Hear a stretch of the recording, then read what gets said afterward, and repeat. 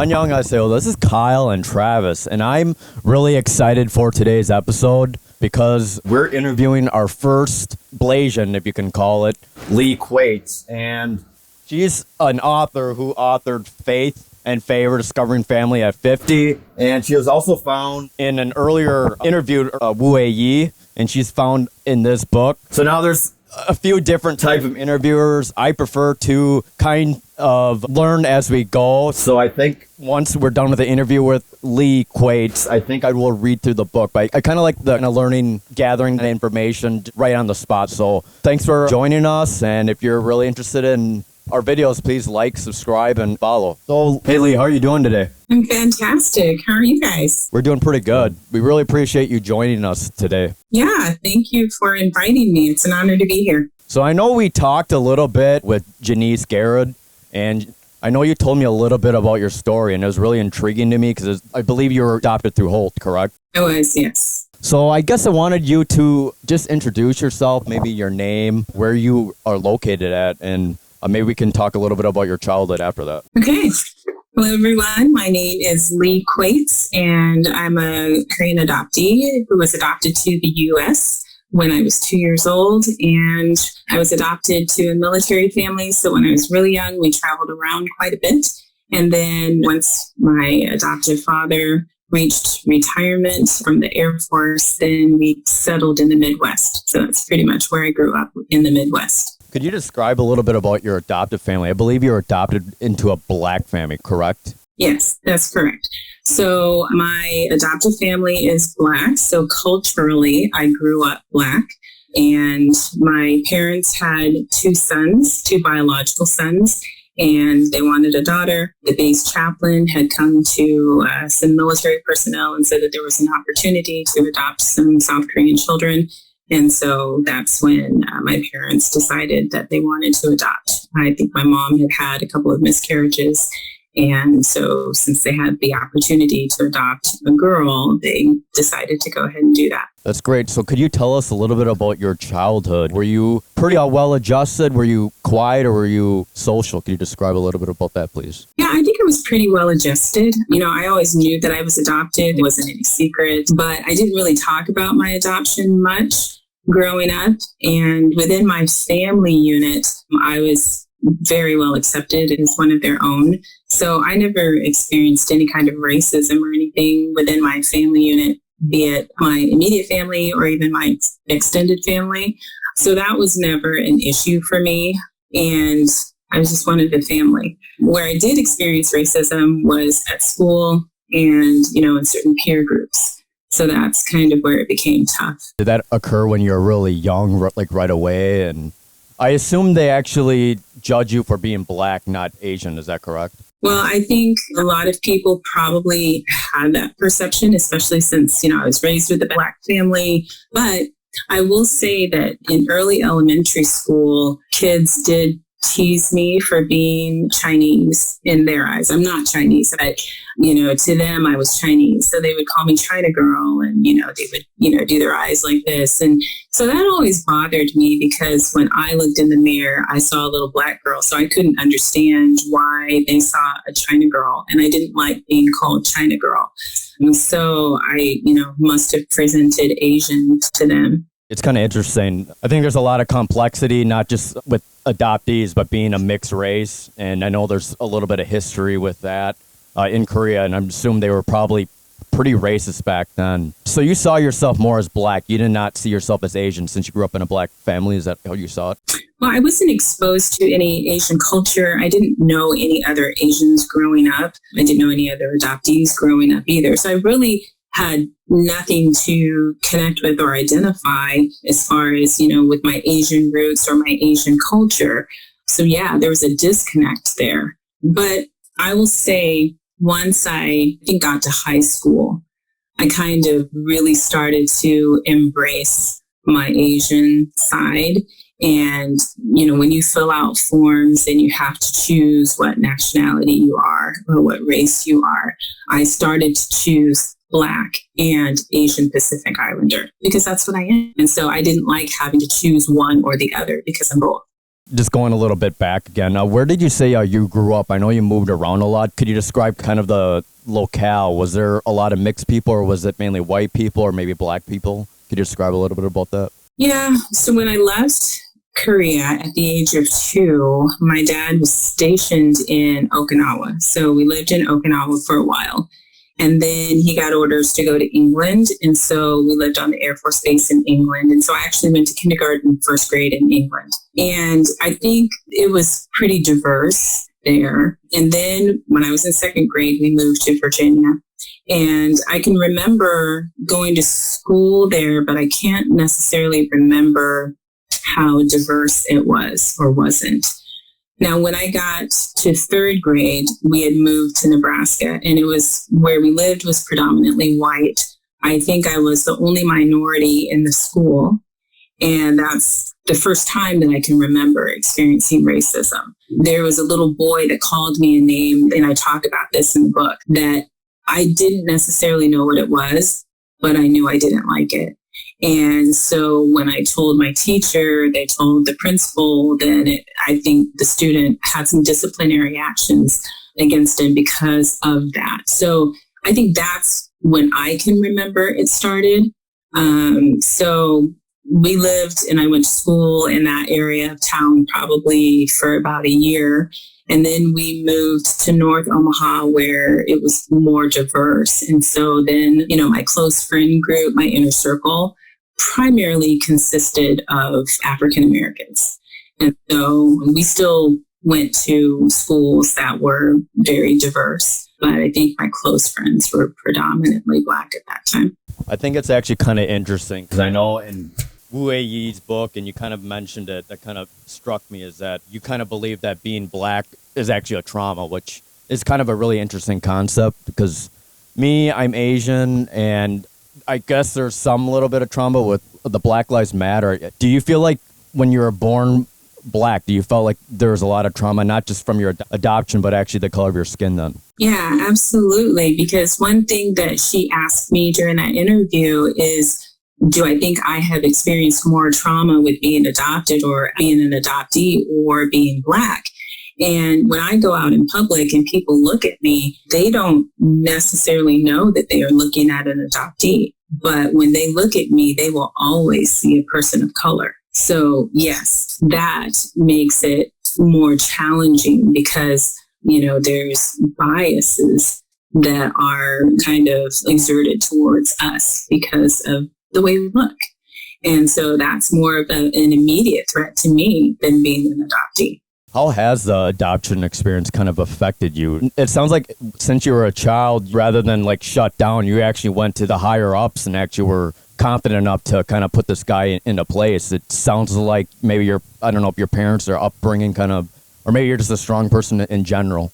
I just kind of think that there's some people when they deal with that stuff, it kind of just goes internally and they don't say anything. But it sounds like you kind of attacked the problem, which probably helped you. And I assume you probably, when dealing with this kind of race stuff, you might have kind of continued to ask for help and be comfortable doing so. Yeah. So I just feel like, I'm a survivor and I'm here for a reason, right?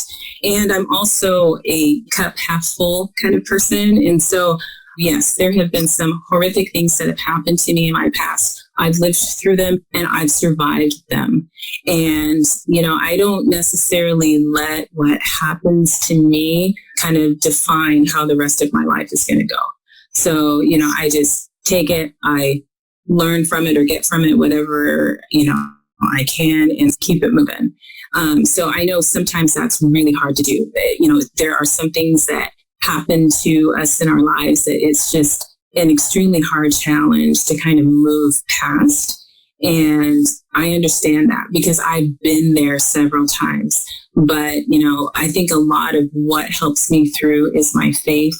And so I know that there's a higher power, something other than me that's getting me through life. And so that really helps me. What is your faith that you practice? What sect? So for the most part, I grew up in a Baptist church. So I've been a member of several Baptist churches. And that's kind of where my faith has been religion-wise. But I think Now I'm kind of moving more towards spirituality versus religion. And, yes, my parents introduced me to church, and growing up, we didn't go to church every Sunday, but both of my parents are believers in Jesus and the Holy Trinity. And so, they kind of instilled those values in us. And so my husband, he's a member of a Baptist church. And so, we worshiped as a family together. And so that's been a really, really, really big part of my life. I'm very active in church in different ministries, sang in the choir and served on boards and ministry leaders and some of those things. And so just very, very active, and just active in like things that we've done for the community as well. So, but now it's like, now my relationship with God, it's very much on a personal level. And that's where I get my guidance from. That's why I wrote Faith and Favor, just to give people hope. If God can do these things for me, then he can do them for you too, or, do greater things. And so, I was nobody special. I was an orphan. I was in, an orphanage. I was at the bottom rung of society. And, it was his decision to pull me out of that situation and say, you are going to grow up in this environment, and you are going to get this education. And these are the people that I'm going to place in your lives. And this is your mission. This is your testimony. And this is the message that I want you to give to others. I remember you stated that through that process. I remember asking you, how has God affected your life? And it kind of brings to that story. You said that you were actually not the first pick from your adoptive parents right now. Correct. So my parents had been given some pictures of children who were in South Korea who were waiting to be adopted. And they had chosen a little girl who had a sibling, and they wanted to keep the siblings together. And so they ended up getting adopted by another family. And so then they chose another little girl who was about 6 years old at the time. And she would have been the same age as my adoptive brother. It was their youngest son at the time. And so when they went to Korea to meet her, I guess the parents got to go to Korea to spend a day with the child that they had selected for adoption. And so when my parents went, she knew who her mother was, and she wanted her mother to come back to the orphanage to pick her up. And so she was holding out hope that, my mom's coming back. I don't want to be adopted. So she didn't want to be adopted. So now my parents are there, and the chaplain asked the adoption agency, do you have any other children, any other girls who are ready for adoption? And so they checked with the orphanage, and that's when the orphanage sent me to meet them. So, my thing is that I wasn't my parents' first choice, and I wasn't their second choice. I was God's choice for them. So God handpicked me out of that orphanage and said, you're going to go with this family. So he had already planned this. I had nothing to do with the decision. My parents really didn't even have anything to do with the decision. So that's how I ended up there. So you described that you went through a lot of traumas and challenges. Was there a point of your life where you lost faith in God, or have you always had that faith in God? I would say I never lost faith in God, because I have always known that he is the one who, takes care of me and protects me. There have been times in my life where, those deep moments where you're like, okay, like maybe I want the situation to be different, right? And so in those times, those are the times that pull me closer to God, because it's like, okay, here's the situation, here's the circumstance. I can physically myself do nothing about it other than pray. And so it's during those difficult and challenging times where I cling on even tighter to my faith. And that's pulled me through. And it's not always an immediate. Sometimes in our lives, we've got mountain highs and we've got valley lows, and it's, we're going to have those valleys. It's just like, it rains and it storms, but then once that all clears out and the sun sunshine comes out, then you've got pretty flowers and green grass. And, same thing in our lives when we go through storms and challenges and when we are deep in the valley. It's like, it's not about being in the valley or being in that storm. It's what do you do while you're there? And, what are you learning? How are you growing so that once that storm passes or once you come out of that valley, how are you different as a person? How's your perspective on life and for others? How is it different? What's your new mission? What's your new goal? So those are the times where I really cling tightly. And I would say, no, I've never, ever lost any kind of faith. And I can't even say that I've really ever been angry at God. I've been angry at situations that I find myself in. But to me, that's not God's fault. It's because of decisions that I've made. Or maybe it's because of decisions that someone else made. And that has affected me negatively. So that's how I like to look at it. One thing that's kind of interesting that kind of ties in, I wanted to ask you, so you were actually kind of adopted a little late. Do you remember anything about the orphanage, or is it kind of all a blur still? Right. I do not remember the orphanage at all. I was 2 when I went, and I was only there for a couple of months. Well, I was probably there for about 6 months for all the paperwork and stuff to go through. Less than a year for sure. But I don't remember anything about it. My mom told me that I was speaking Korean when they first adopted me, but I learned English pretty quickly. So I actually took a trip back to Korea in 2019, and that's the very first time that I had been there since my adoption. And I got to visit the whole adoption agency. I got to visit the Ilsan orphanage where I was. And, it's changed. Some of the buildings that were there when I was adopted aren't there anymore, but they have pictures. And it was just very interesting to see those pictures, that, okay, this is what it looked like when I was there in, 1969.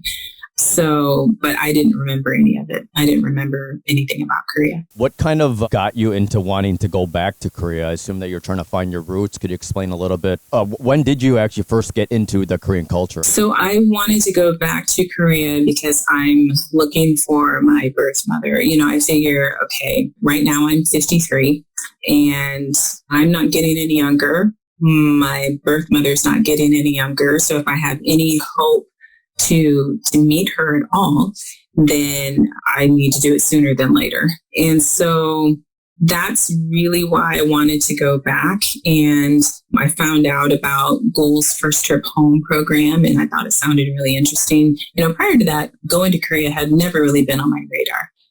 I love to travel. I've traveled to, all different places, and it never really ever dawned on me to try to go to Korea, and I just really didn't have a connection there. And I had tried Korean food, but I didn't like it. It's the Midwest version of Korean food. So, I just didn't really have that big of an interest. So you would say till 53, you probably denied the Korean culture? No, I didn't really.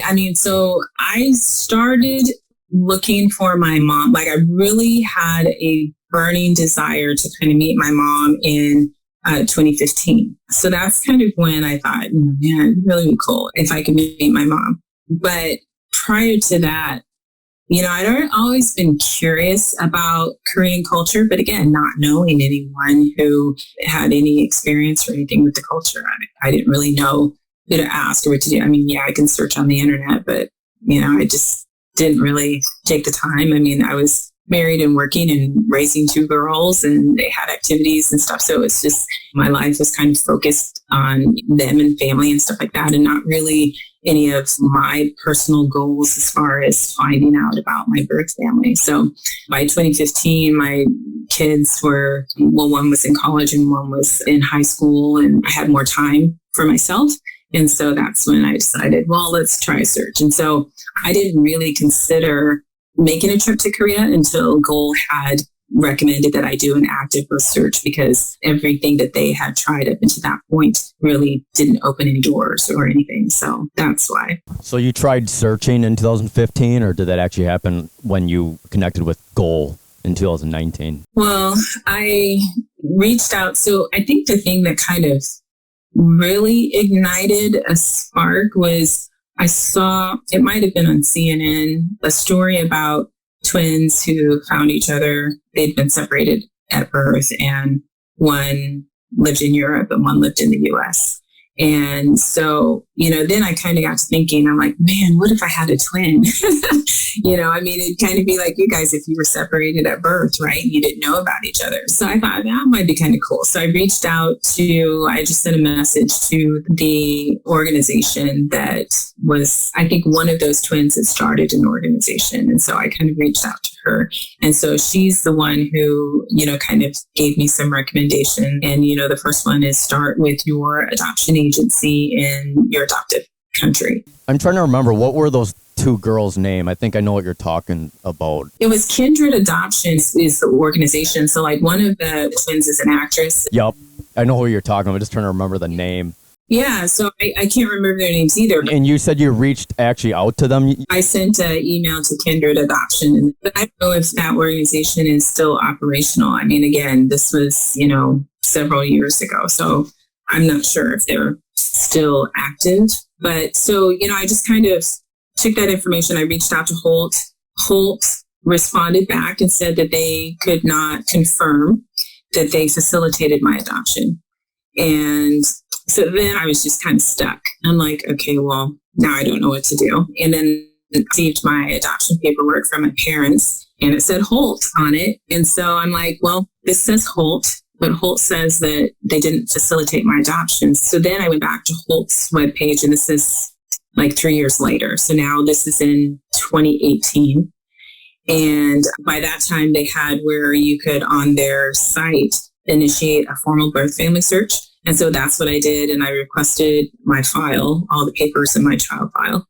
And even though I had the adoption paperwork that my parents had given me, and I thought, while I was doing it, I kind of thought to myself, well, I don't really need my adoption paperwork because I have it here. My adoptive parents have it and they've given it to me.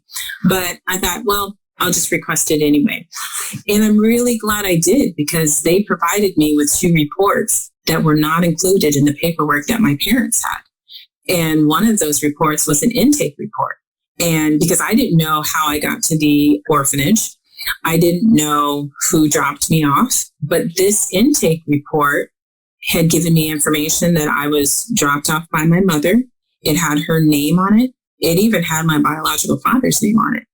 And it had information about my mother's family. So, how her mother had died when she was 3 and her father was kidnapped to North Korea during the war. And she had a brother and a sister. They were both married at the time. So she had lived with her brother and sister for a while, but then she ran away from home at 16. And by the time my father met her, she was living in a village near the DMZ called Nulnori. And so, all of that information was not in the adoption paperwork that my parents had. And so that was huge for me. So I'm like, oh my gosh, why did we not have this information? And so that was a lot of great information that I didn't have before. And so I was really glad that I initiated that formal birth family search. So then they told me to contact Holt Korea and get my paperwork there because sometimes there's more information from there. And so I did, but it turns out that there wasn't any more information. So now I have the adoption paperwork from Holt Korea, which is a separate organization from Holt International. Was Holt International, is that in America then? Or? It is, yep. Okay. So it connects from Holt International and it goes Holt Korea, I see. Correct, yes. And so I think they started out as the same organization, but then they split off. It was something with the Korean government, I think. So now they're like 2 separate organizations. And so I got the information from both of them. But now that I have this information, I still don't really know what to do, right? I mean, I don't know how to initiate a search. So I think Holt Korea worked with KAD to do a search on my mom's name and birth date, and it came back unsearchable. So it didn't come back that she was deceased. It just came back that it was unsearchable. What is KAD? I don't know what that is. Okay, so now it's in CRC, but KAD was the Korean Adoption Services. And so basically what that meant was that my mom had not registered with the Korean government, but you can still work and receive mail and all that, even if you're not registered with the Korean government, even though everyone's supposed to be. So I guess after getting that information that it came back unsearchable, in my mind, I'm thinking, well, at least it didn't come back deceased. So I'm thinking maybe she's still alive, right? And so then Holt gave me some other avenues that I could try, like, going through Goal or trying to get a story in either one of the Korean media outlets or something like that. So that's when I decided, okay, well, I reached out to Goal. They took on my case and I think they submitted it to the police department and then it didn't come back with anything. So that's when they were saying probably the best thing would be to do an active search when you're here in Korea. So that's how I arrived. And that's when you went to Korea, correct? And you did the search. Could you describe a little bit about that? Right. So Goal arranged for volunteers and translators to accompany us to the adoption agency or the foster home or the baby home, wherever you were, to the orphanage. We also went to the police station to do a DNA test to get into the National Missing Children's database. And then I think we also did one other DNA test, maybe with Daojin. And then they would take you to the last known place where either your family members or where you lived with family. So that's when I went to the village where I lived with my mom with the translator to talk to the residents there. Could you describe that experience? I know that you tried to search. I think you went inside hospitals. Could you describe a little bit more about the specific of what happened? Could you remind me, what city were you born in again? Nonori. Nonori, okay. So the translator and I traveled there via public transportation. So we took the train and then we took a cab to the village. And Goal had made up some flyers. So it had my picture, it had my story, and they told us to kind of put those up around town. And so we decided that we were going to talk to anyone who would have been in my mother's generation. So we figured my mother is in her 70s. And Nulnori is one of those villages where if you're born into the village, you're probably going to stay there. Or, there's not a lot of people who would move into the village. There's just not a lot there. But, you may be fortunate enough to move out. But if you're in your 60s, 70s there, you've probably been there all your life. And so we decided we were going to talk to everybody who would be in my mother's generation. And so when we first got into town, we found a real estate agent and we were thinking, oh, this is perfect, because we found out that he had lived there since 1958. And so I'm like, okay, then he was here when my mom was here in the late 60s. So I had pictures. So I should back up just a little bit.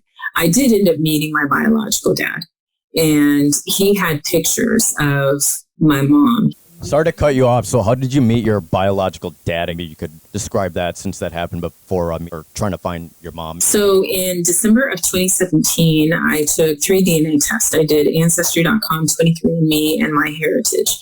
And Ancestry.com returned a match on my brother. So I wasn't necessarily doing it to find anybody on my paternal father's side, because I had no idea if my father even knew I existed or if my mom even knew who my father was. So I never really thought about meeting my dad. I was just kind of focused on finding mom. But, I did 23andMe for the health history report, since, as adoptees, we don't know our health history. So that was my motivation for doing 23andMe. And then I did 3 of them just because I was kind of skeptical. I'd always been told that I was Black and Korean.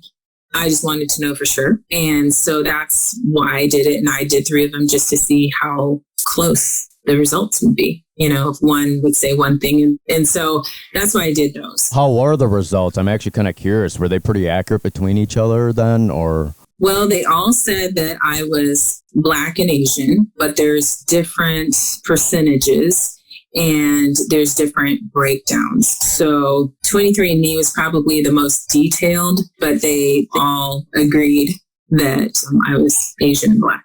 I know it can pinpoint being an Asian, like the Pacific City. For 23andMe, did it actually pinpoint like your African heritage at all, the actual country at all, or? Yeah, it did. And I do list that in my book too. I have the breakdown between each test and the percentages where it placed me, because I thought that kind of interesting. So yes, it is in there. And so Ancestry.com returns a match on my brother, but it doesn't say that it's a brother. It's, close family, first cousin. And so I reach out to him, he responds. And so that's how I end up meeting my father's side. And that is detailed in the book.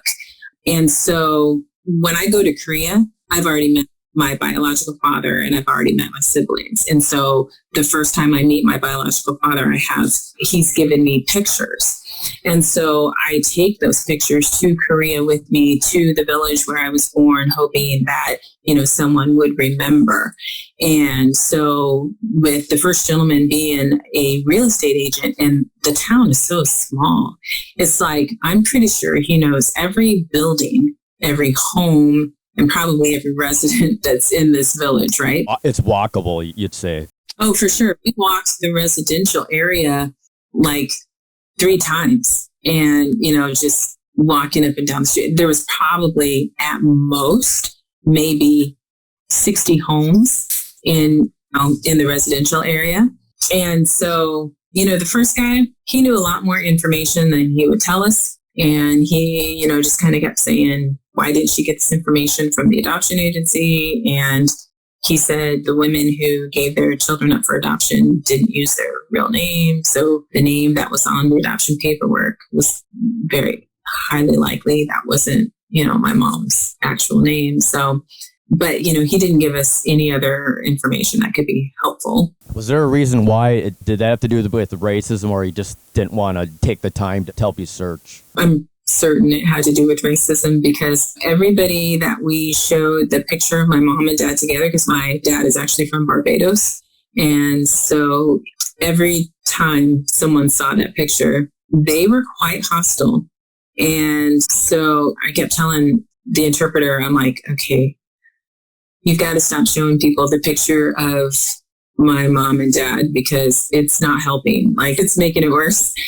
But they had no compassion and no incentive to help me find her. And so I talk about the experience in the book, in that this is what happened. This is what I experienced. But what I don't do is reflect on internally kind of how that made me feel, what I was thinking about it. That's what I like to actually know about. So I'm kind of glad that we can actually talk about it. I'm sure it was really complex, and it must have been pretty disappointing, I think. Oh, for sure. Absolutely. It was disappointing. And, one comment that the interpreter made was like, oh my gosh, like, what is wrong with these people? Like, they are stuck in the 1950s. And so he'd never experienced firsthand, like, racism to that level. And, my thing is that, well, this is not the first time I've experienced racism. It won't be the last time. So I honestly could not even get emotional about it while I was there. In the back of my mind, I think I I'm not going to say expected it, but I knew that there was a potential of that happening. So it wasn't something that shocked me at the time. I can't even say that I was angry. I was extremely disappointed, for sure, and very sad about it. But it's like, because, this is reality. I'm a living, breathing reminder of a very savage war. And, I get it. I understand it. Don't agree with it. But, it's just how it is. Did you ever thought about going to each house? I know it'd probably take you a few days. Have you ever thought about going back? Do you believe that she probably is in that village at all, or what's your intuition about that? Yeah, my intuition says that I feel like she's not living anymore. And I don't feel the need to ever go back to Nulnori and try to search for her again, unless there's a lead, that, hey, because NCRC still has my case. So if they come back and say, hey, we've identified someone who we think might be your mom or who might be a relative, then that's when I would go back. But no, we posted my flyer on bus stops. We posted it on the bridge. we posted, we taped them up to different things. So, in the residential areas, we taped them up to like light poles. And You must have been in Korea for a while to actually take your time to go there. How long were you actually there? It was about a 10-day trip. Holy cow, you did all that in 10 days. That's actually pretty fast, actually. Yeah. Wow. Yeah. We hit the ground running. And that was one thing that was really difficult about the trip is Seoul is just so bustling with traffic and just signs, like neon signs everywhere, and just people. And we weren't getting a lot of sleep. And prior to me going to Korea, I didn't really grow up dwelling on being adopted because, again, I was accepted into my family. I was one of them, and I never talked about adoption. Before I wrote the book, there were so many friends or people that I knew had no idea I was adopted. Wow, really? They thought you were just their black kid then or something like that, or your dad? Yeah. That's interesting. They had no idea. And so it wasn't something that I really thought about, talked about, or anything. But now that I was in Korea, that was the only thing I could think about. So it was always, right here at the front of my brain, and that was a lot to deal with. And it was very overwhelming. It was very emotional. I was there with other adoptees who were on their own search. So we're helping each other through these emotions. And it was a lot. What was your overall experience of the trip then? Was it more positive, negative, maybe a mixed bag? What is your overall feeling and your experience when you went back? My overall feeling is that it was a positive for me. It was a positive in that that's the first time that I really met other adult adoptees, because prior to that, I had met one, and it was the year before. So I was very new to the adoptee community, but being there with other adult adoptees, it was fun to get to know them because they were international. They were from Europe and other places across the United States. So that was kind of cool to connect with them and bond with them. And so it really just let me know how great the need is in the adoptee community. And so when I came back, that's when I kind of started looking for volunteer opportunities within the adoptee community. So, it was a positive experience for me. So my curiosity is, you said you traveled with other adoptees. Were any of them mixed too, or Blasian, or... So you did meet a few of those? Well, there was one other, I think, on that particular trip. She was half white and half Korean, but on that particular trip, there was no other half black, half Korean. I think it's really interesting that I think adoption seems to affect, well, I guess it half and half, but there seem to be a lot of people that think the adoption affected their upbringing. But it's kind of interesting with you, the racing actually you being black seemed to affect you more and gave you more issues than actually adoption experiences. I think that's really interesting. I'm wondering if more Blasians kind of had similar experiences. Yeah. And, honestly, I can't really answer that because I haven't really had a lot of communication with other Black and Korean adoptees. I'm friends with a few of them on social media, but have never met them. And so I can't really speak to their experience. I can just say this is what my experience was. Do you feel like maybe your identity is still a little bit different than these other, full Korean adoptees? Do you feel that your identity is still more with the mixed Blasian? Do you feel that since you're that particular identity, do you feel that you have a hard time relating to people that are full Korean adoptees, or do you actually make assimilation to them, or what's your take on that? Well, so since I've kind of come into the adoptee community, I can understand the emotions and feelings and the situations that they have found themselves in. And so just because I'm not 100% Korean, I'm still 100% an adoptee.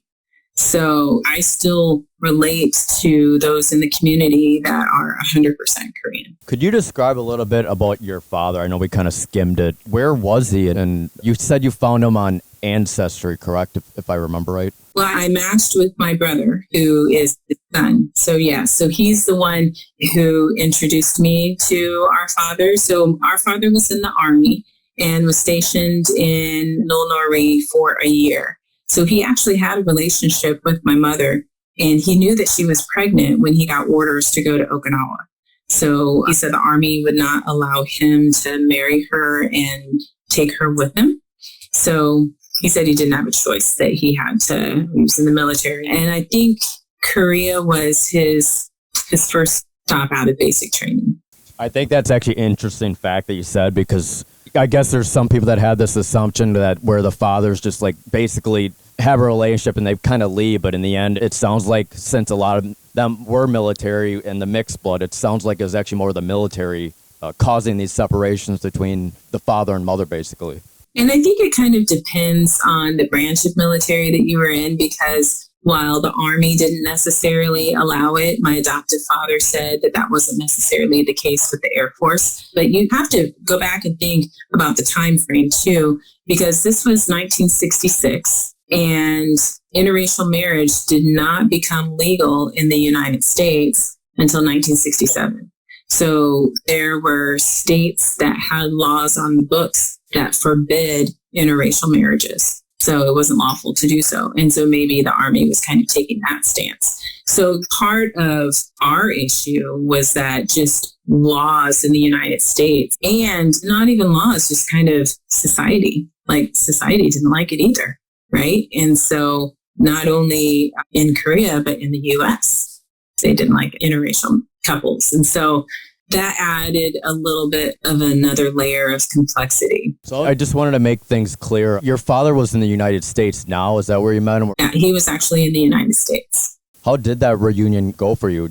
Maybe you could describe a little bit about it. Yeah, I go into detail about it in the book. And it was a great reunion, actually. Very emotional. And it was nice because then I got to learn about so much of my heritage, about, my father's side of the family and how and where he grew up. And then, about what he knew about my mom and her family. So he got to tell me things about, her personality. And like I said, he had pictures and he knew exactly where those pictures were. He showed them to me. He gave me the originals. So, that was priceless as well. So I was very thankful for that. And it was totally unexpected. I think the fact that you actually did meet one of your parents, that probably helped you a little bit. Although the Korea one was disappointing, at least you still found one of the sides. So I'm kind of curious, maybe that kind of gave you a little bit of peace, that you kind of found at least part of the missing piece of the puzzle, let alone he did describe how your mom was like and stuff like that. Right. So yes, that did bring a lot of peace, because now I have a connection with siblings that I didn't know I had. I grew up with two brothers and always wanted a sister. And then I found out now I have like 4 sisters, actually. That was super exciting. And I grew up the youngest of 3. And then I found out I'm the oldest of 8. And so it's like, oh, okay, how does that work? I assume your father remarried and had another family with some other lady. Are you familiar with that? Are you close with them, or what's the experience when you first met them, or if at all you met them? Yes. So I've met all my siblings. I've met all their moms. Our dad has actually been married 4 times. He's currently married. And so, yeah, I mean, it's a very blended family, and we've all met and we all get along great. So that has really been a blessing. And not only for me, but for my family too, because now my daughters have aunts and uncles and cousins that they have established relationships with. And that's been pretty cool to see too. So kind of like you got your own bigger family, which is the blessing I could see. So out of curiosity, before you actually met your dad, were you experiencing anxiety, fears of rejection again, or abandonment or rejection that a lot of maybe adoptees experience? You were still hopeful in the end, or what was your take on that before you actually met him? Yeah, I did not really experience any kind of those issues. Like, didn't really have anxiety. I never really thought about rejection, or it just happened so fast, and I was shocked, and like all of a sudden it's just like, oh my gosh. And so I know there's a lot of adoptees that struggle with identity and where they're from, but I feel like you seem, whether it was your faith in God or positive experiences, it's really intriguing to me that you seem to have a really stable identity. You seem to know yourself quite well, it sounds like, throughout your childhood and maybe throughout your adulthood. Yeah, I would say I'm pretty well adjusted. And, again, I think part of it is due to me not focusing on bad things that have happened to me in the past. Because, honestly, it's not about what happens to you, it's how you react to what happens to you. And so there's always going to be horrible, not appealing things that happen, but it's just how you react and move forward. There's a lot of people stuck in the past. How do you develop the mindset to be positive? Did you have mentors growing up, or was it just something that maybe you're just really intelligent and knew that was the right thing to do? Or maybe your upbringing too, that you had a positive upbringing with your parents, possibly your adoptive family, maybe? Yeah, I think God has put some very positive people in my life, and just plus with the church upbringing too. And you think about Jesus and all that he went through. I mean, he had struggles and he suffered quite a bit while here on earth. And that was one thing that my mom always used to tell me, because, I'd go home crying because the kids are either making fun of me or they're talking about me. And she'd say, well, they talked about Jesus, so what makes you better than him? And I'm like, well, you have a point there. So I just think that how do you get past what has happened to you in the past? My thing is, you cannot change it. What happened to you, happened to you. And there's nothing that you can physically do to change it. But you do have some control over how you move forward. So you just have to learn to accept what you can and can't change.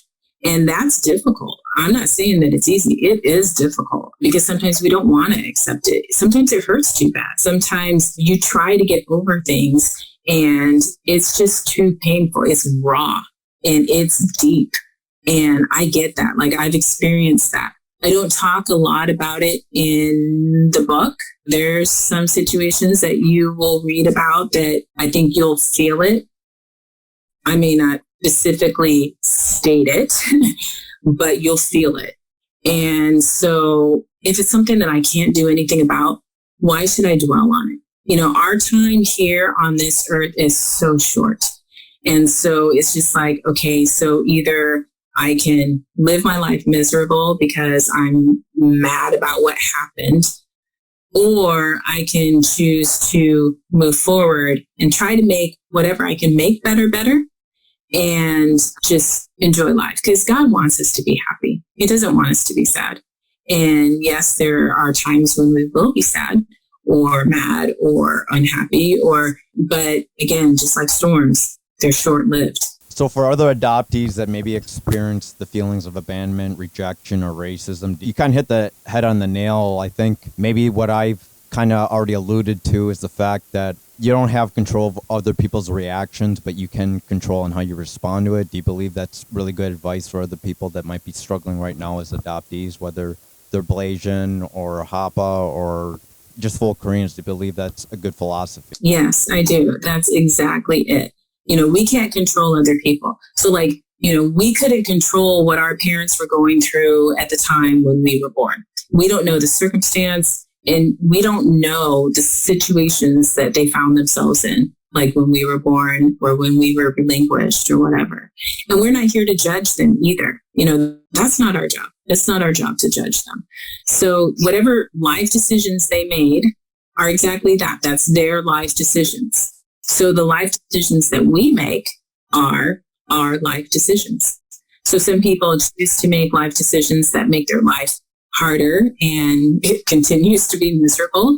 And some people choose to make life decisions that maybe are a little more positive. And so we cannot control, like you said, Travis, other people. Is that your opinion with the politics today? I think you're probably the staple of kind of the things that were happening. One, you're a woman, an Asian woman, and a black woman, and with the Black Lives Matter. I was curious, what is your opinion or maybe advice on dealing with the bigots or the racist people out there? What is your thought process when you came across it? If you could offer some advice with that. I would just say, Michelle Obama once said, when they go low, we stay high. That's kind of the same thing. Like, always still be respectful and always just kind of maintain your composure, and just know that there are going to be people who are not going to like you for whatever reason. And you can't change that, right? but you always maintain that level of, like in the business world, you always maintain that level of professionalism, right? So just stay true to your character and just make sure that your character is like up here, not down there. How has the experiences where you lived? Have you experienced like racism recently? And do you feel afraid going out? Right. So in the city where I lived during the Black Lives Matter protests last summer, there was a lot of clashes in our city with citizens and law enforcement, and which was very unfortunate. So I personally didn't partake in any of the marches or anything. I find that interesting. Is there a reason why? Did you not feel safe, or did you not find yourself attached to it? Or it wasn't that. Number one, it was during a pandemic, and people are out there gathered in crowds. And sometimes if the crowd didn't disperse by the time the curfew hit, then that's when law enforcement would kind of be a little more aggressive. And so it's just kind of crazy. And I just chose personally not to be there. But it's definitely knowing that when I leave the house, or when my husband leaves the house, or when my daughters leave the house, just knowing that people see us as persons of color, and that we could be physically harmed just because these people don't know us. They don't know our personalities. They don't know what we do for a living. They don't know how we interact with people. And to them, it doesn't matter. And so that's disheartening for sure. And I'm not going to say that I personally experienced anything that made me think that my personal safety was in danger during those times. But I'm sure a lot of people who were actually attacked, someone runs across the street and like attacks them or pushes them down from behind, or like, you never know when it's going to be you. And so that part is, you're a little cautious.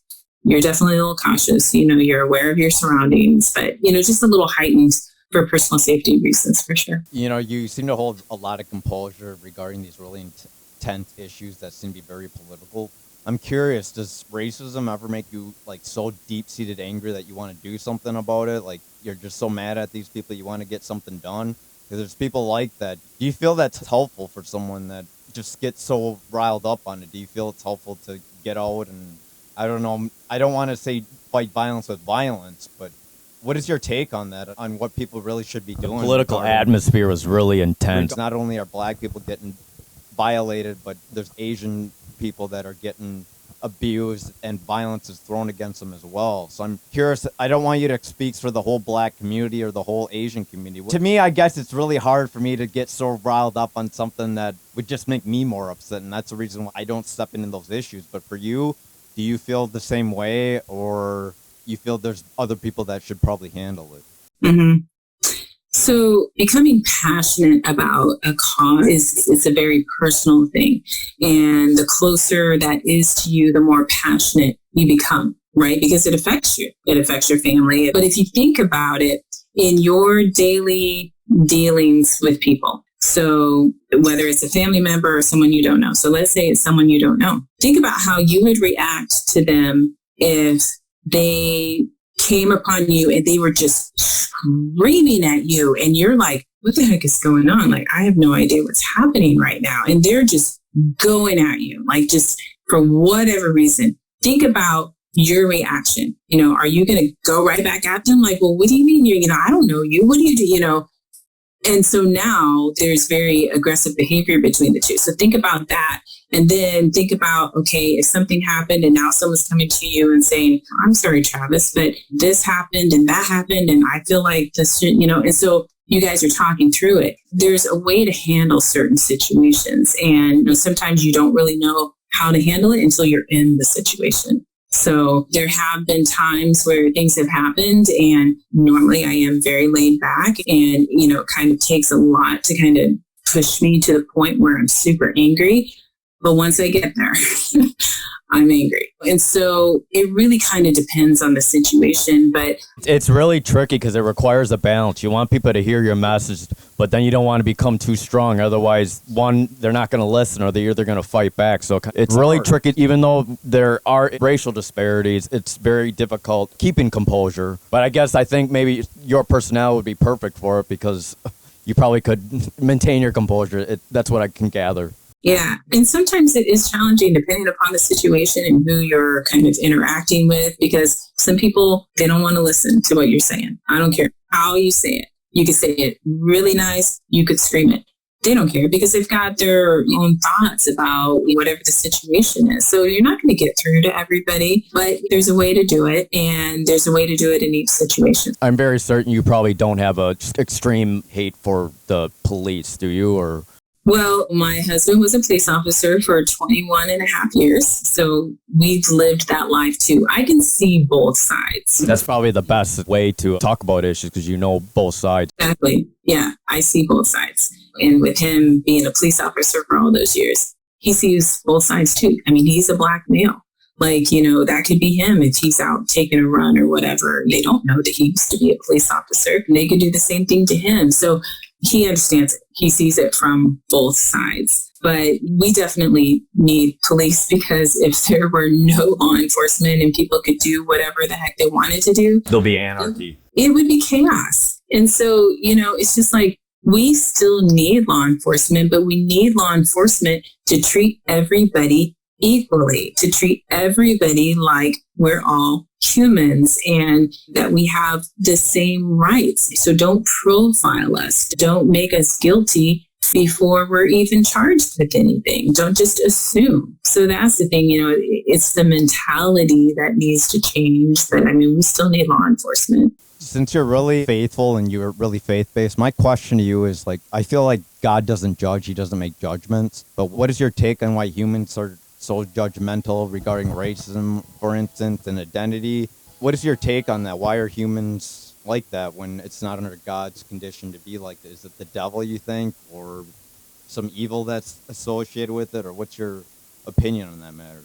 Yeah. So personally, I think part of it is, we're humans. We are born in sin. We are not perfect. No one is perfect, right? And so back when Adam and Eve ate of the tree, then that's when that type of nature entered into human beings. And so part of what we're dealing with is just human nature. And you think about little kids and sometimes how little kids can be so mean, and you have to teach them not to be mean.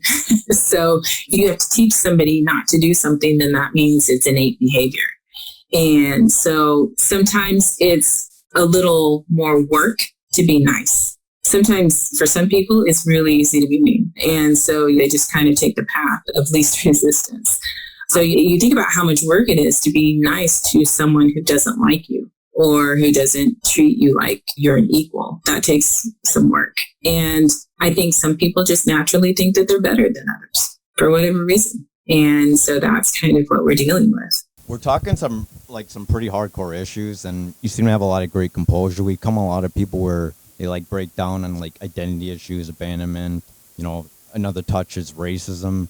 Is there moments where you break down and cry, or are those just more private, or you just feel like you're at a point where you let all that on the table? Do you actually cry when you actually reunited with your father? I did, yes. Very emotional, because I had gone my whole entire life kind of wondering what they looked like. And then so to actually hear his voice in person, that was very emotional for me.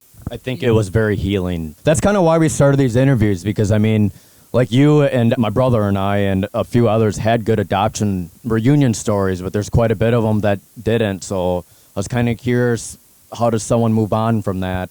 It's a really painful thing to process, and I hope that we can get more people talking about it. Maybe it could kind of heal and help people in a way a little bit. Right. And I do get that. I was very fortunate with my reunion story, and that I wasn't shunned or ignored or anything like that. But then again, I haven't met my mother's side of the family either, so I have no idea. It could still happen. I could connect with someone or even her, and maybe she's moved on with her life. My thing is, I think she's at peace with the choices that she made, right? And so I don't know if she has another family now. I don't know if she ever thinks about me or if she would ever want to reconnect with me. I have no idea. What about your dad, though? You didn't mention that maybe, did he think about you growing up? He obviously knew that your mom was pregnant with you. Did he ever tell you that, hey, I think about you? And what was your reaction to that if he did? I assume he would have said something along those lines. Right. So it turns out that my mom and my dad's mom had corresponded a couple times, like maybe 3-4 times. They had written letters to each other. Oh, you mean after they kind of split, right? Correct. And so my mom had sent pictures. So that's how my dad had pictures of my mom and I. And I think he had brought back some pictures of them together. And so in December of 2016, one of my sisters, who she lives in Germany because her mother's German, she's German. She was in the States visiting our dad, and a couple of our other siblings were there. And the brother who everyone thought was the oldest at the time, our sister said, oh, it's finally nice to meet the oldest of the siblings. And she said, that's when our father told them about me. And he said, well, actually, you have an older Korean sister. And she said he got emotional because he said, but I don't know what happened to her and I don't know if she survived, because he had lost touch with my mom. That just proves he actually did think about you and actually kind of cared a little bit, and that you weren't ever really forgotten. That's actually amazing. Yeah. So all of my siblings found out that I existed the year before the DNA test happened. So it was like when I reached out to my brother and said, hey, I'm looking for my family. And all I know is that my dad was African American and was in the military in Korea in 66 or 67. Does that sound like anyone in your family? And he was like, well, my father was served in the military and he was in Asia in the late 60s and had a relationship with an Asian woman. And, what is your mom's name? And I didn't know the name of either parent. And so that's kind of how that discussion started. And so what him and his wife were thinking, though, at the time when they got my first message was like, oh my gosh, it's her. Like, it's the sister we found out about last year. And so that, was the timing of that was super crazy. So since you know what both of your parents look like, did you get your good looks from your dad or your mom? I hate to say it, you look really, really young for. Yeah, I was gonna tell you, you do not look. You're in your 30s or 40s, to be honest. Right. Thank you so much. So my aunt, who is also Barbadian, she looks very young, like she's in her 60s, no wrinkles. So maybe that youthful appearance came from both sides of the family. So I guess we'll kind of wrap it up. We're getting pretty close. I kind of want to ask a little bit more about the process of your book.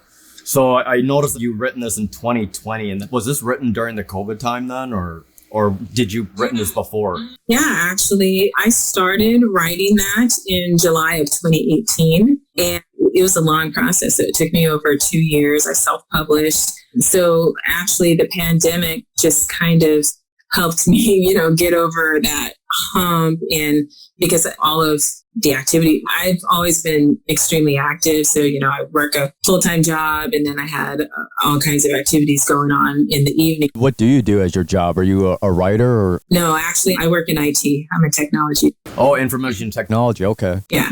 So, now that the world is shut down and I have nothing to do in the evening and the gyms are closed and my volleyball league is canceled and all of that, I had more time in the evening to kind of focus on finishing. And so that's how I used my COVID time to finish. Was there certain parts of the book where you, after reflecting, did you end up getting teary-eyed at all when reflecting about your past? Or was it difficult writing it, or did it just kind of flow? Or was it cathartic maybe?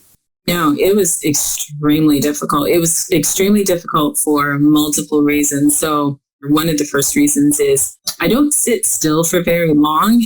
And, I'm always on the move. I'm doing this, I'm doing that. That seems so opposite from your personality for being so calm, actually. That's kind of interesting to me. No, I'm always on the go doing something. I have a million things on my plate at any given time.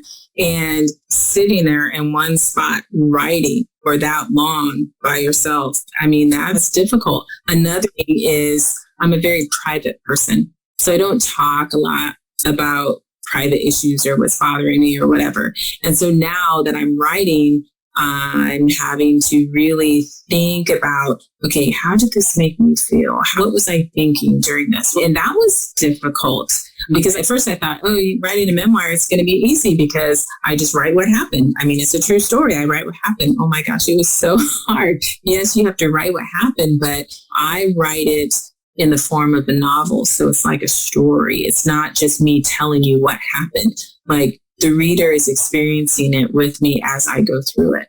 Right. And so, learning how to write and then just, exposing my innermost thoughts, my feelings. And that's very difficult because now all these things that I've kind of kept locked up in here and locked up here is now on paper and it's out there for the world to judge. And so that's a little difficult. And then probably the hardest chapter of the book to write is a chapter called The Call. And the reason why is because that is the very first conversation that I have with my brother. And just reliving that experience was incredibly difficult. And there were times where I would just kind of like break down and cry. And then I'm like, okay. And then, start writing again. And then I break down again. So. Were these feelings positive feelings of finding them, or was they negative feelings? I would assume maybe positive. There weren't any negative feelings. It was all positive, but it was just reliving that raw emotion. Like it's something that I never fathomed would ever happen in my life. And now all of a sudden I'm talking to a relative on my father's side. This father that I never knew if he knew I existed. I'm actually like talking to a relative of, and it was just mind blowing. And I totally didn't expect it. I'm taking this DNA test for completely different reasons, not to find my dad. And so now that I found him, she's like, what? So it's crazy. That makes a lot of sense. So out of curiosity, would you be okay if we share, maybe, do you have a store link for your book, or do you want people to know your messenger or so they can contact you about the book? Or Absolutely. You can find me on Instagram and Twitter at Li Quaites. And that's at LISAQUAITES. So you can find me there. I'm on Facebook as Li Quaites, Li Quaites, QUAITES. The book has a website, faithandfavorbook.com is on there. And you can also purchase the book from Amazon, or you can purchase it from Faith and Favor's website as well. So you actually self-publish, so you didn't hire a publisher to like edit the book, or did you actually have somebody read it, or how was that process? Yeah, it was quite the process. After my first rough draft of it, I had some beta readers, which are readers that will read the whole manuscript and kind of give you feedback. So they had 11 questions that they needed to answer for me, which helped me shape the book for a bigger audience. And so that was super helpful. And then I did have an editor and a proofreader. There were some things that I did myself that many authors don't. Like, for example, the book layout. A lot of authors will have someone else do the book layout, actually how it looks on the pages. But I did all that myself. And then I self-published it through Amazon. And, all of that was a learning experience. But I am glad that I did it. Do you plan on continuing to write more, or was this just the one deal? Or So I started a publishing company, summersolsticepublishing.com. So if you go to faithandfavorbook.com, it will redirect you to Summer Solstice Publishing, and it's the same. I think what I would like to do is write children's books. And so I definitely don't plan on writing another memoir. did you actually retire from your IT job then, and you're a full publisher, or maybe doing both still? Or I probably will not retire from my IT job for a while. So the publishing would be just kind of like a side hustle for a while. But yeah, I would certainly be open to helping other authors through the process. Okay, I think we could probably wrap it up here. Is there anything that you'd like to address or anything that we missed? Yeah, I think you guys have asked some really, really good questions. And I thank you for allowing me to share my story with others. We really appreciate it because I know it sounds like you're a very private individual, but I really think talking it out doesn't just help yourself, but I think it helps a lot of people. And you're not the only Blasian, and I'm sure they'd probably really relate to this. And you have a really interesting story. I'm really happy that you were able to reunite with one of your parents, 'cause I feel like that really helps one state of mind, regardless whether you had a good adoption story or not. So I think that's really a huge blessing, and I'm really glad to have come across you. Yeah, well, thank you. Thank you so much. I really appreciate the invite, and thank you guys for what you're doing in the community and helping to give space for other adoptees to share their stories, because you never really know who you're going to help with your own testimony. So thank you guys for what you do. One last comment. Have you ever tried to do a private investigator to help you find your birth mom, or you never considered it? Or 'cause I know there was another KAD that tried, I don't know her connection at all and how she got it or their fee, but she did try it that way. Have you ever considered that? Yeah, so actually, I have been in contact with a private investigator that lives in Korea. But, the problem is if I don't have a name or a birth date, it's very, very difficult. Even with a picture, huh? Yes, it's very difficult.